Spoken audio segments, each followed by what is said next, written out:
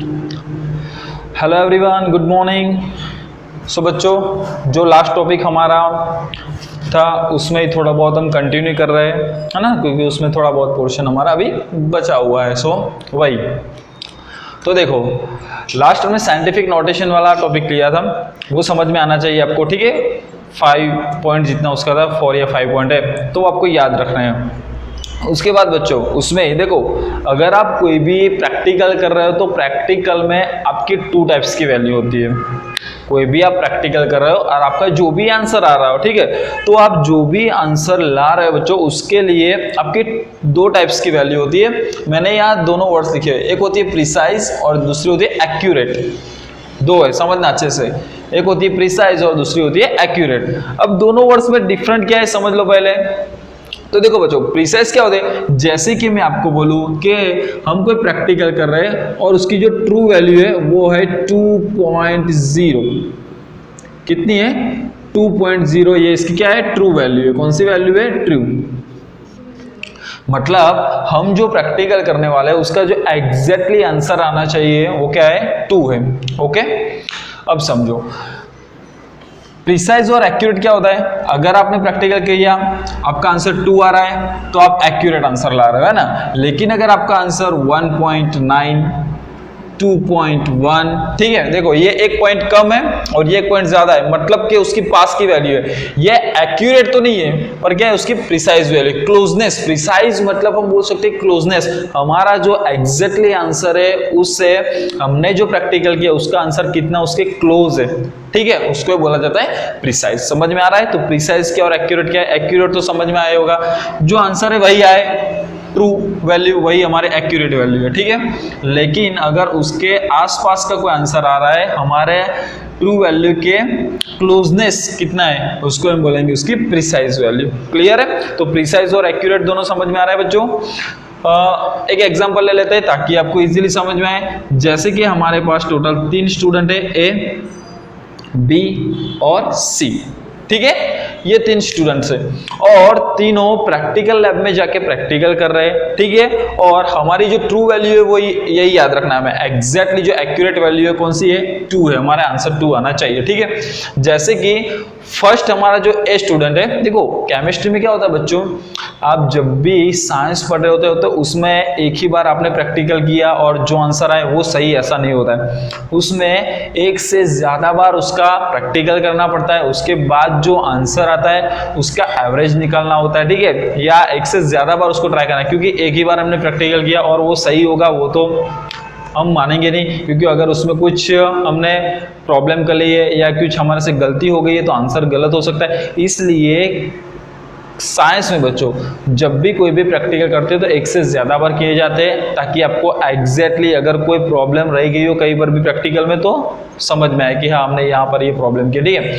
तो कोई भी प्रैक्टिकल एक से ज्यादा बार किए जाते हैं, उसके बाद उसका जो आंसर आता है वो हम सही या गलत वो फाइंड करते हैं, ठीक है।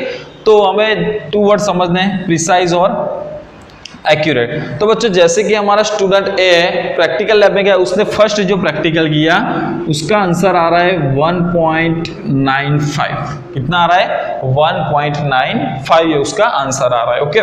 उसके बाद उसने दूसरी बार ट्राई किया और उसका जो आंसर आ रहा है वो था 1.93। कितना आ रहा है? 1.93। यानी कि उसने 2 बार प्रैक्टिकल किए और उसके 2 डिफरेंट आंसर आए। जैसे मैंने बोला कि हम एक ही बार प्रैक्टिकल कर ले और वो सही आंसर वो तो माना नहीं जाएगा, तो उसने 2 बार ट्राई किए हुए और दोनों में आंसर देखो 1.95 और 1.93। इतना ज्यादा दूर नहीं, मतलब क्लोजनेस है इसमें। ये दोनों जो उसके आंसर है उसमें थोड़े बहुत क्लोजनेस है, लेकिन फिर भी अगर हम एग्जैक्टली बच्चों आंसर बोले कि आंसर क्या बोले, ये आंसर लिखना है हमें कि ये, तो नहीं, वहां पर क्या किया जाता है, ये दोनों का एवरेज लिया जाता है। अभी एवरेज कैसे लेते हैं, तो ये दोनों का एडिशन और कितनी वैल्यू टोटल 2, तो एडिशन बाय क्या करेंगे हम 2, यानी कि इसका जो एवरेज आता है वो हमें लिखना होता है, ठीक है। तो यहां पे लिख लेता हूं एवरेज। एवरेज आंसर क्या आएगा बच्चों बताओ मुझे? 1.95 प्लस 1.93 डिवाइडेड बाय कितना करेंगे? 2, क्योंकि टोटल कितने आंसर है हमारे पास? 2 आंसर है, ठीक है। तो बच्चों यहां पे जो आपका आंसर आएगा वो क्या आएगा? 1.94, राइट। ये आपका आंसर रहेगा एवरेज में। ओके, अब देखो बच्चों 1.94 जो है वो हमारी जो एग्जैक्टली ट्रू वैल्यू थी वो कितनी थी 2.0 यानी कि 2, यानी कि 0.6 की ही सिर्फ इसमें डिफरेंट है। कितना 0.6, 0.6 की हमें यहाँ पे क्या लग रहा है, उसमें दोनों में इतना वेरिएशन है। ये 2 आंसर था हमारा ट्रू वैल्यू, तो इसका जो आंसर आ रहा है स्टूडेंट ए का वो कितना है 1.94, यानी कि क्लोजनेस है इतनी, है ना, इतना बहुत वेरिएशन नहीं है दोनों आंसर में। यानी कि हम बोल सकते हैं कि यहाँ और यहाँ पे क्या होती है थोड़ी बहुत क्लोजनेस है, लेकिन बच्चों उसका आंसर 2 तो नहीं आ रहा। जो एग्जैक्टली आंसर का ट्रू वैल्यू क्या है हमारी 2 है, लेकिन इसका आंसर तो 1.94 आ रहा है। तो ट्रू वैल्यू या एक्यूरेट वैल्यू तो वो नहीं है, बल्कि हम बोल सकेंगे कि ये क्या है हमारे लिए प्रिसाइज है। ये जो वैल्यू हमारे लिए वो हम क्या बोलेंगे प्रिसाइज है, ठीक है। एक्यूरेट वैल्यू नहीं है बल्कि क्या है प्रिसाइज है, ठीक है। यहां पर भी ये दोनों भी इसके बहुत पास थे, इसलिए हम बोल सकेंगे प्रिसाइज है। ओके, उसके बाद बच्चों कोई दूसरा स्टूडेंट लैब में जाता है और वो प्रैक्टिकल करता है, उसका आंसर आ रहा है 1.94। उसने फर्स्ट बार जब ट्राई किया तब आंसर क्या आ रहा है 1.94, ठीक है। सेकंड बार जब ट्राई करते हैं तो उसका आंसर आता है 2.05, राइट। तो उसका कुछ ऐसा आंसर आ रहा है। अब जो आंसर एग्जैक्टली हम लिखते कैसे, एवरेज करके लिखते हैं, तो एवरेज के हिसाब से 1.94 प्लस 2.05 डिवाइडेड बाय 2। अब बच्चों अब जब इसका आंसर निकालोगे तो आपका आंसर तो एग्जैक्टली ऐसा कुछ आएगा 1.99।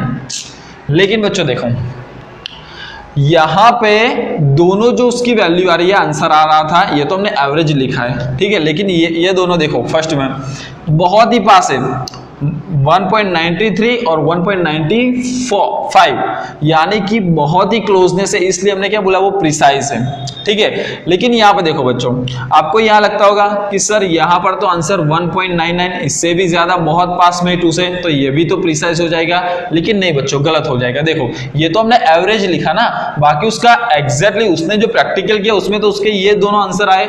ये दोनों की देखो इतनी ज्यादा क्लोजनेस नहीं जितनी ये थी। ये कितने था 1.95 और 1.93, बहुत ही क्लोज है। जबकि ये देखो 1.94 है और ये 2.05 है, इतनी ज्यादा क्लोजनेस नहीं है। इसलिए हम बोल सकेंगे बच्चों ना तो ये प्रिसाइज है और ना तो ये एक्यूरेट तो है ही नहीं, क्योंकि आंसर एक्यूरेट के लिए तो क्या आना चाहिए 2, तभी एक्यूरेट। ये 1.99 है, 1 पॉइंट के भी कम है, मतलब एक्यूरेट तो है ही नहीं। और हम प्रिसाइज भी नहीं बोलेंगे क्योंकि इसकी ये जो दोनों वैल्यू थी वो भी कैसी थी, बहुत ही क्लोजनेस नहीं है, बहुत ही वेरिएशन है इसमें, ठीक है। तो ये ना तो प्रिसाइज है और ना ही एक्यूरेट है हमारे लिए। ओके, उसके बाद बच्चों थर्ड नंबर की बात करें, थर्ड नंबर वाला जो हमारा स्टूडेंट था उसने जाके प्रैक्टिकल किया 2.01, फर्स्ट प्रैक्टिकल में उसका आंसर आ रहा है, उसके बाद आंसर आ रहा है 1.99। अब देखो ये दोनों वैल्यू बहुत ही क्लोजनेस है, ये दोनों वैल्यू कैसी है क्लोज है, तो ये तो मैं डायरेक्टली लिख लूं कि ये प्रिसाइज होगी डायरेक्टली। इसके लिए तो मैं लिख सकता हूं कि ये वैल्यू कैसी होगी प्रिसाइज, ठीक है। अब देखो बच्चों अगर हम उसका एवरेज निकाले तो एवरेज के लिए क्या करेंगे हम 2.01 प्लस 1.99 डिवाइडेड बाय 2। बताओ बच्चों आंसर क्या आएगा हमारा 2.00, यही आंसर आएगा, राइट। तो बच्चों ये तो हमारी कौन सी वैल्यू थी, ट्रू वैल्यू थी। ये तो हमारी कौन सी वैल्यू थी, ट्रू वैल्यू, इसलिए हम प्रिसाइज भी है एंड ये वैल्यू के लिए हम लिख सकते हैं कि ये एक्यूरेट भी है। समझ में आ रहा है सबको? तो 3 एग्जांपल से हमें समझ में आ रहा होगा कि प्रिसाइज क्या होता है, एक्यूरेट क्या है, ठीक है। फर्स्ट जो वैल्यू थी वो बच्चों प्रिसाइज है, एक्यूरेट नहीं, क्योंकि आंसर सामने नहीं आ रहा है। ये हमें दिखने में लग रहा है एवरेज निकालो तभी कि ये प्रिसाइज होगा, लेकिन ये दोनों वैल्यू देखो उसकी बहुत ही वेरिएशन है, तो मतलब ये प्रिसाइज भी नहीं है और एक्यूरेट भी नहीं है, दोनों में से कोई भी नहीं है, ठीक है। जबकि ये प्रिसाइज तो यहाँ से ही लग रहा है, बहुत ही क्लोजनेस है ना, तो प्रिसाइज तो है ही। और उसका जब आंसर एवरेज निकाल के चेक करें तो आंसर भी 2 आ रहा है, यानी कि एक्यूरेट भी है। तो ये प्रिसाइज भी है और एक्यूरेट भी है। समझ में आ रहा है बच्चों? तो प्रिसाइज क्या होता है, एक्यूरेट क्या होता है, वो समझ में आएगा भी आपको। ओके लेकिन बच्चों आप जब भी कोई भी अगर आप ऐसे आंसर लिख रहे हो तो उसको लिखने पे की भी मेथड होती है, जैसे कि हम सब्सट्रैक्शन करते हैं, एडिशन करते हैं, ठीक है। तो उसमें उसका जो आंसर आ रहा है वो एग्जैक्टली कैसे लिखना होता है वो समझ ले हम, ये चीज समझ में आएगी सबको। ओके देखो बच्चों जैसे कि हम कोई एडिशन कर रहे हैं, ठीक है, उसको ऐसे लिखे 12.11, फर्स्ट हमारा जो वैल्यू वो ये है, उसके बाद 18.0 लिख लेते हैं, ठीक है, यहाँ लिख लेते हैं 1.012, ओके।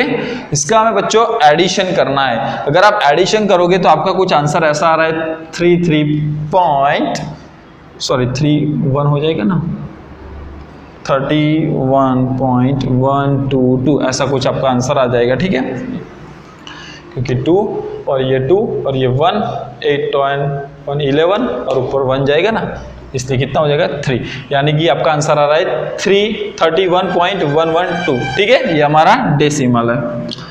ओके बच्चों देखो, ये आपको आंसर लग रहा है, ये आंसर वैसे सही है, लेकिन उसको लिखने की फिक्स मेथड है बच्चों, ऐसे डायरेक्टली इस आंसर को छोड़ नहीं देना है। अभी इसको एग्जैक्टली अगर लिखा कैसे जाता है, तो देखो ये आंसर को कुछ ऐसे लिखा जाता है। आप ये तीनों वैल्यू चेक करो, 1, 2 और 3, उसमें डेसिमल के बाद यानी कि पॉइंट के बाद, डेसिमल मतलब क्या होता है पॉइंट, तो पॉइंट के बाद जिसके पास सबसे छोटे डिजिट होते हैं, सबसे कम डिजिट, वो हमें आंसर में लिखने हैं। देखो यहाँ पर डेसिमल के बाद 2 डिजिट है, यहाँ पर डेसिमल के बाद 1 डिजिट है, यहाँ पर डेसिमल के बाद 3 डिजिट है, तो जो सबसे कम डिजिट होता है डेसिमल के बाद उतने ही हमें आंसर में लिखने होते हैं। तो सबसे कम किसके, यहाँ पर देखो डेसिमल के बाद सिर्फ ओनली 1 पॉइंट, तो ये आंसर को अगर एग्जैक्टली लिखना हो बच्चों तो ऐसा लिखा जाता है 31.1, सिर्फ हमें यहाँ भी 1 डिजिट ही, डेसिमल के बाद 1 डिजिट ही मेंशन करना होता है। समझ में आ रहा है? ओके, तो ऐसे चाहे एडिशन हो या सब्सट्रैक्शन हो, दोनों में सेम ही रहेगा, ठीक है। जिसके पास डेसिमल के बाद सबसे कम डिजिट होते हैं उतने ही हमें आंसर में भी लिखने होते हैं। हाँ, ये आपका आंसर बात सही है, लेकिन उसकी जो लिखने की मेथड है वो क्या होगी फिर, ये है। समझ में आ रहा है सबको? ऐसे ही बच्चों हम अगर बात करें, ये हमने बात की एडिशन की, ठीक है, लेकिन अगर हम मल्टीप्लीकेशन की बात करें तो मल्टीप्लीकेशन में भी देखो क्या होगा कि 2.5 इंटू, हम ऐसा लिख ले एग्जाम्पल के तौर पे, इंटू 2 5, ठीक है, ये हमारा कोई एक मल्टीप्लीकेशन है। अगर आप इसको आंसर लिखोगे तो क्या आएगा 3.125, ऐसा कुछ आंसर आएगा, ठीक है, 5 2 इसलिए, हाँ, तो 3.125 ये आपका आंसर रहेगा। लेकिन देखो बच्चों, हमने क्या बात की अभी कि डेसिमल के बाद जिसके पास सबसे कम डिजिट हो उतने ही हमें सिर्फ आंसर में लिखने होते हैं। तो यहाँ डेसिमल के बाद ओनली 1 डिजिट है, यहाँ डेसिमल के बाद 2 डिजिट है, तो हमें तो ये वाला सिर्फ 1 डिजिट ही मेंशन करना पड़ेगा। तो उसका एग्जैक्टली अगर आंसर लिखे तो क्या लिखना है हमें, 3.1 ऐसा लिखा जाता है। ओके, समझ में आ रहा है सबको? तो ये याद रखना है हमें कि अगर आप मल्टीप्लिकेशन कर रहे हो, एडिशन कर रहे हो, डिविजन कर रहे हो, कुछ भी कर रहे हो, लेकिन हमारे पास टोटल जितनी वैल्यू होती है उसमें से डेसिमल के बाद जो सबसे कम डिजिट वाली वैल्यू होती है उतना ही हमें आंसर में भी मेंशन करना होता है। क्लियर है? तो ये समझ में आ रहा है सबको?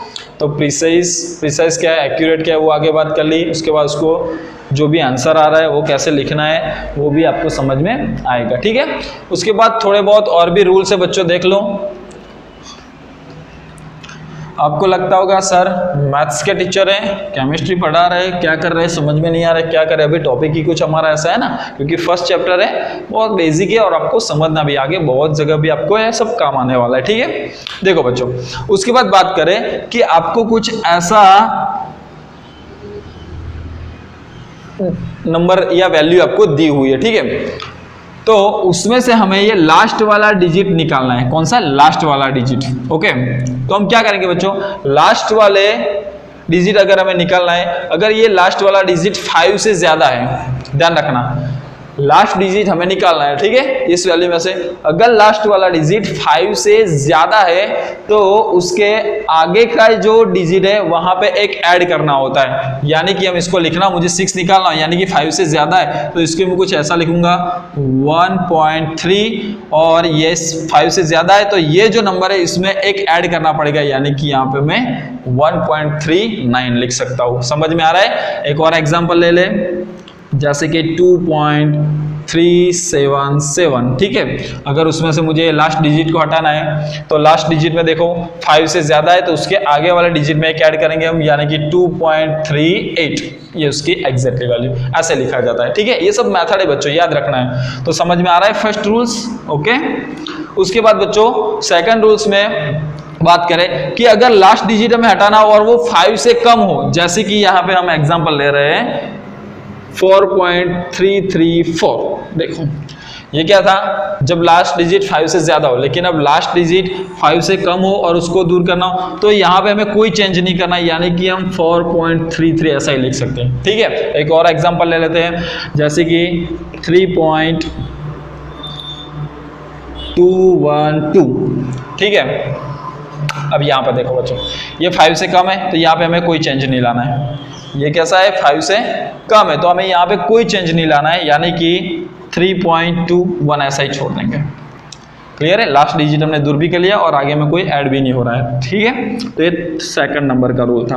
अब थर्ड नंबर की बात करें बच्चों, ये तो हमने देखो किसके बेसिस पे किया, 5 के, 5 से ज्यादा है तो ऐड कर रहे हैं, 5 से कम है तो यहाँ पे कुछ ऐड नहीं कर रहे। लेकिन बच्चों अगर 5 हो तो क्या करेंगे, ये भी तो समझना है हमें। अगर आपको यहाँ पर 5 दिया हुआ है लास्ट डिजिट में तो क्या करना है, हमें ऐड करना है नहीं करना है, उसके लिए हम बात करते हैं बच्चों।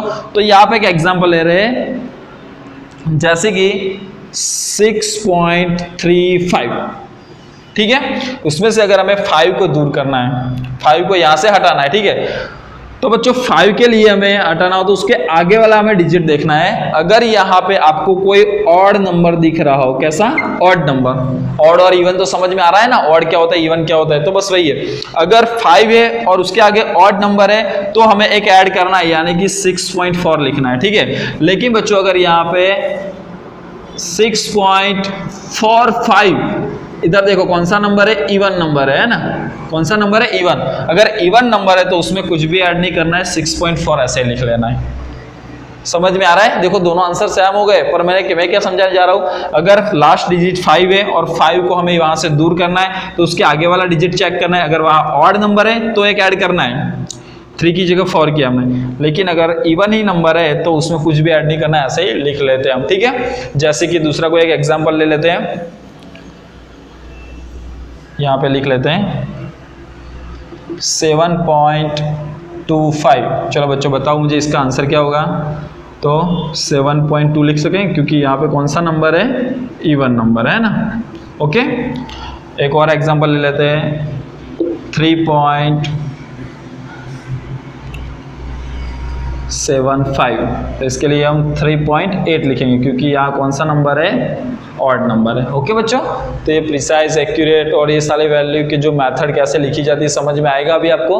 ओके, तो आज का जो टॉपिक है वो बेसिक है, समझना है, लेकिन अच्छे से सबको कुछ भी समझ में ना आए तो मुझे पूछ लेना है। ठीक है, अब उसके बाद बच्चों इसमें सिर्फ एक टॉपिक थोड़ा ही बचा हुआ है, वो हम नेक्स्ट लेक्चर में फिनिश करके फिर जो थियरेटिकल हमारा स्टार्ट हो रहा है वो हम स्टार्ट करेंगे। ठीक है।